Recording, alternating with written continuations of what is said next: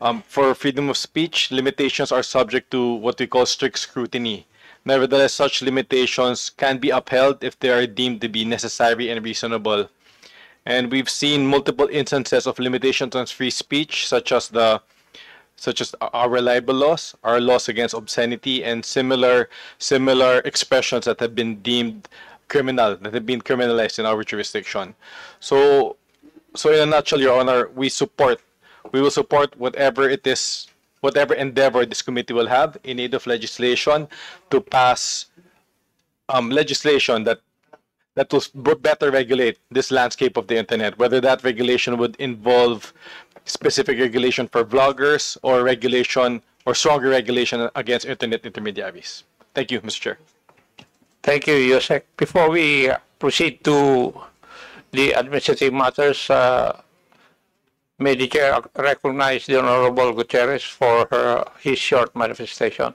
Thank you, Mr. Chair. Mr. Chair, just a manifestation po. No? We had in some questions in mind, but I just wanted to bring it up for the record that we'd like to we'd have. I understand sa admin matters naman po yung presence po ng ating Meta and TikTok. I'm very much interested in what Commodore Tariela has to say, and especially Press 1 PH. I'm aware of some incidents regarding censorship in relation to the West Philippine Sea, and I think that's very germane to the issue here now. But unfortunately, wala pa po yung representative of TikTok. So I believe we'll be taking up naman po in the admin matters. So I will defer to that. Thank you very much, Mr. Chair. Thank you, Your Honor. Chairman Paduano, you have the floor. Thank you, Chairman. Since supposedly this had been tackled this morning. Anyway, Mr. Chairman, we have received a copy of several letters coming from resource persons that was issued the show cause order during the February 4 hearing, Mr. Chairman. Now, most of these excuse letters citing almost the same, except for a few, almost the same reason why they should not be present in today's hearing. Now, let me take, for example, letter coming from a certain Richard Mata. He stated about questions of he's based in Davao, and he has also filed a petition for certiorari in the Supreme Court. And he mentioned about lack of willful disobedience, etc., etc. Now, it is, Mr. Chairman, the same is in the case of other invited resource persons issued the show cause order. They have filed a petition for certiorari in the Supreme Court, and they are not once again present in today's hearing. Well, in fact, some of them mentioned about that they should not be cited in contempt.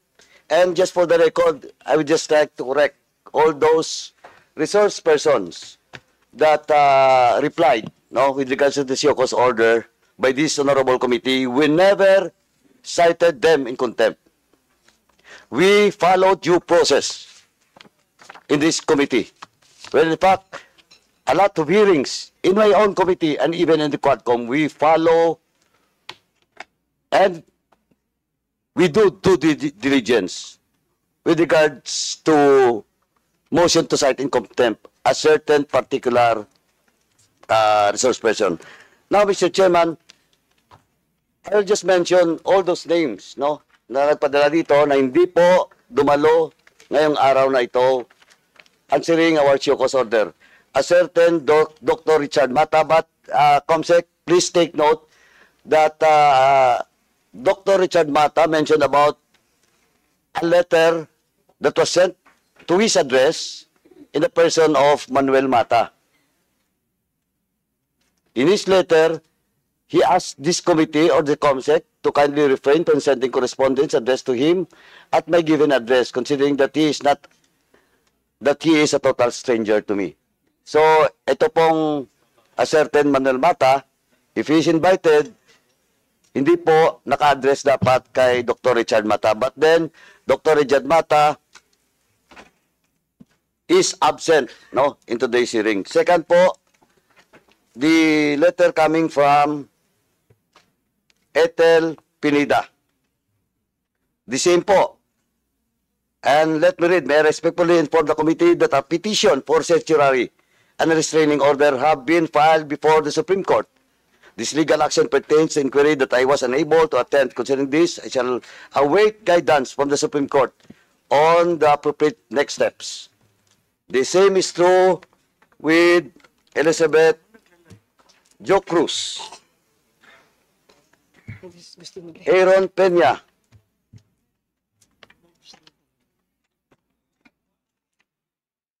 Crisette Loretta Chu. But the Crisette Loretta Chu, I think he's not present today, but her counsel is present in the person of former congressman and former secretary of the Department of Labor and Employment, Secretary Congressman Sylvester Bello. Sir, I will just ask the chairman that he will be given time after all of these admin matters, but still, we have to act on it based on the letter that was submitted to us. After I read all the reply letter po, then I will ask the chairman for you to explain why your client is present today. Thank you, Your Honor. Thank you, Your Honor. Thank you. Thank you, Your Honor. May I be recognized, Your Honor? After na lang po. Anong admin matters. Thank you, Your Honor. And the same is true with Susan Batalya. And Attorney Trixie Angeles. Mamaya po, I will just manifest with regards to Attorney Trixie on her interview. Then the same is Sas Rogando Sasot. Mary Jean Reyes po. The same. Okay, ano? Dami po. Doon po kay Mark Anthony de la Cruz Lopez. Now, Mr. Chairman, with all those reply coming from those resource persons mentioned, issued with the show cause order, Mr. Chairman, may I respectfully move that we issue a subpoena ad testificandum for all those mentioned names that has officially received a copy of such show cause order. So move, Mr. Chairman. There's a motion to issue subpoena to all those mentioned by the Honorable Paduano for not attending and answering the show cause order issued by the three committees. Duly seconded. Do I hear any objection from the members? Hearing none, the motion is carried. Thank you, Mr. Chairman. Same is true with... Your Honor, may I now be recognized, Your Honor? Sandali po. Sir, hindi pa ako tapos. Okay. Same is true with Ms. Badoy and Mr. Eric Celes, Mr. Chairman. They have not replied to the show cause order issued to them. So, I respectfully move once again, Mr. Chairman, to issue a subpoena ad testificandum to the mentioned name, Mr. Chairman. So move. There's a motion to issue subpoena to Mr. Celis and Madam Badoy. Do I hear any objection to the motion? Hearing none, the motion is carried. Thank you, Mr. Chairman. Now, Mr. Chairman, before Mr. Chair to recognize former Secretary Bello, let me read lang, Mr. Chairman, a manifestation with regards to all those invited resource person that was issued the show cause order, and now they were issued the subpoena.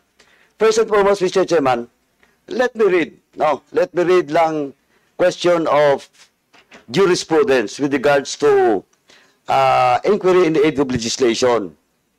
Now, Mr. Chairman, Standard Chartered Bank versus the Senate. Ito po in relation to sub judice rule. Napakalinaw po, and let me read. The mere filing of a criminal or administrative complaint before a court of quasi-judicial body should not automatically bar the conduct of legislative investigation. Otherwise, it will be extremely easy to subvert any intended inquiry by Congress through the convenient ploy of instituting a criminal or administrative complaint.